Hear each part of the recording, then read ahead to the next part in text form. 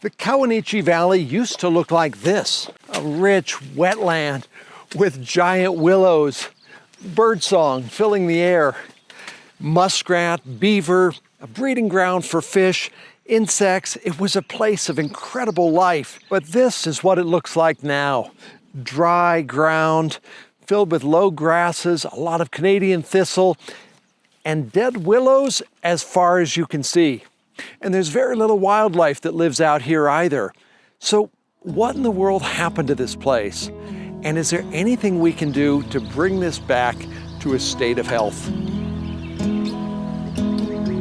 Rocky Mountain National Park is one of our nation's greatest national treasures, set apart for its protection and for the enjoyment of the people.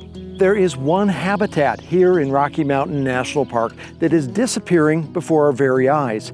Yet very few people have noticed it, and that's because it's been happening gradually. Now, wetlands in Rocky Mountain National Park cover just 4% of the park's area, but they carry an amazing amount of the park's biodiversity.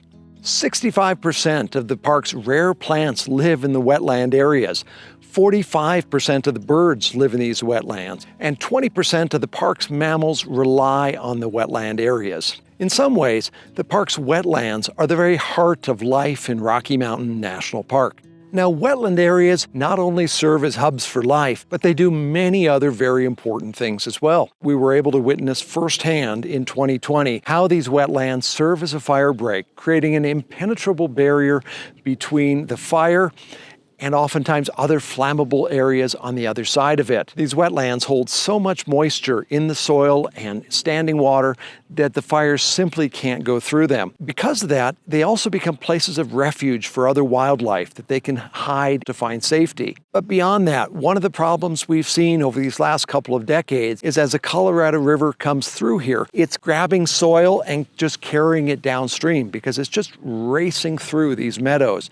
And so wetlands slow the water down, which is great for preventing flooding, but also by slowing it down and allowing that water to seep into the soil, it's cleaner and clearer, much better for all the inhabitants, both animals and people, and agriculture that's downstream. And those are just a few of the many benefits that wetlands provide. So what in the world happened to turn the wonderful wetlands into this, a dry, arid field?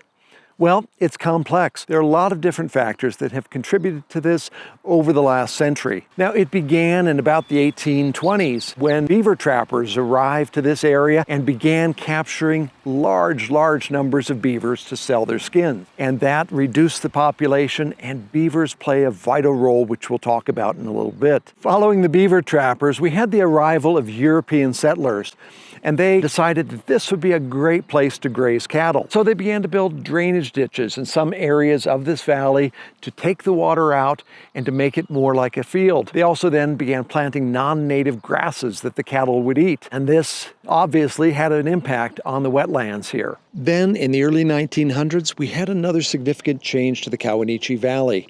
Water, which for tens of thousands of years had flowed down to this valley from the Never Summer Mountains, was diverted through a project called the Grand Ditch. This canal carved into the side of the mountains carried the water to the east side of the Continental Divide and out to Fort Collins and the Eastern Plains. Yet despite these challenges, a sizable portion of the wetlands somehow survived in the valley.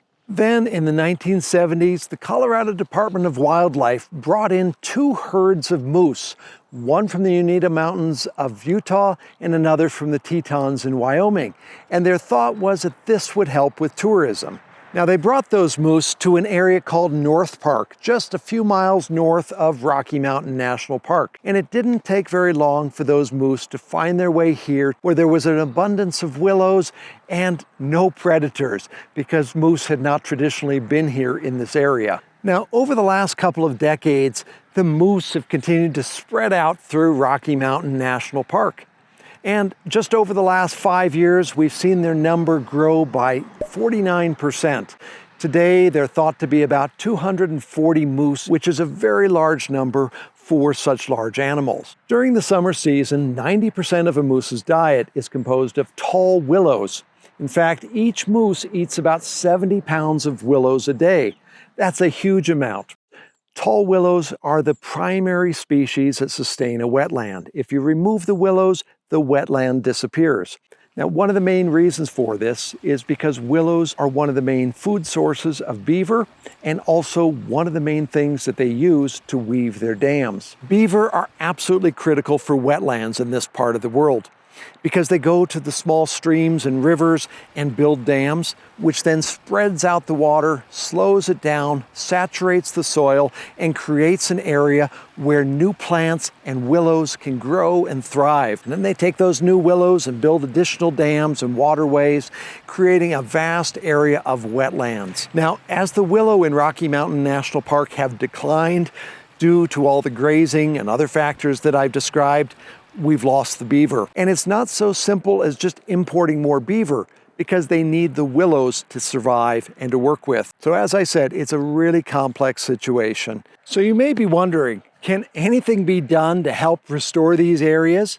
Well, the answer is yes, and it's actually pretty exciting. Let me show you some of what the Kawuneeche Valley Restorative Collaboration is up to. One of the tools that they're using is here, right behind me. It's referred to here as an exclosure because it doesn't keep things in, it keeps things out. And what it keeps out are deer, elk, and moose. At the base of it, it's open, and so smaller animals can come and go while the larger animals can't get through. One of the things that surprised me about this fence is how tall it is. It is way up there. Apparently, it's because in the winter, the snow will get quite high, and this higher fence means that those moose can't walk over the top of the snowbanks. This exclosure, like all the ones in Rocky Mountain National Park, are open to the public. So let's head on in and I want to show you some of what's happening inside. Just be sure and shut the door. Now as we head in, you may not see a lot of difference between the inside and the outside, but that's because this one was just installed just over a year ago. So let's go take a look at some of what's beginning to happen. Now over here, you're going to see the water's all backed up and there are these piles of logs located throughout this meadow. They look like beaver dams, but they're not. You see, all of the willows here that the beavers use to work with have died. So the National Park Service and this collaborative effort have brought in logs from elsewhere and created beaver dams, raising the water level. And as the water spreads out from these man-made dams, they're already seeing some of these dead willows return to life. They're calling them zombie willows because they still have life in them, even though they look dead. And slowly, there are changes happening. They've already seen a lot of change just within 1 year. I like to imagine what it will be in a decade, with willows over my head, filled with birds, muskrat, beaver hopefully will have returned here, and this area become a wetland again, providing life and habitat for so many different plants, animals, and insects, back to what it really should be. It's really exciting to see that nature can rebound if we give it the opportunity. This is an exclosure located just a short walk away from the Holsworth Historic Site. It was established in 2011 as part of the park's elk management plan. It's just full of life, tall willows, I hear birdsong, and there's a lot more happening inside. And the only difference between that side of the fence and this side of the fence is that the deer, the elk, and the moose especially aren't getting in here. So let's head inside and let me show you just how amazing it is on the inside. With all these willows, it's really hard to walk through, but it's perfect habitat for so many birds and other wildlife.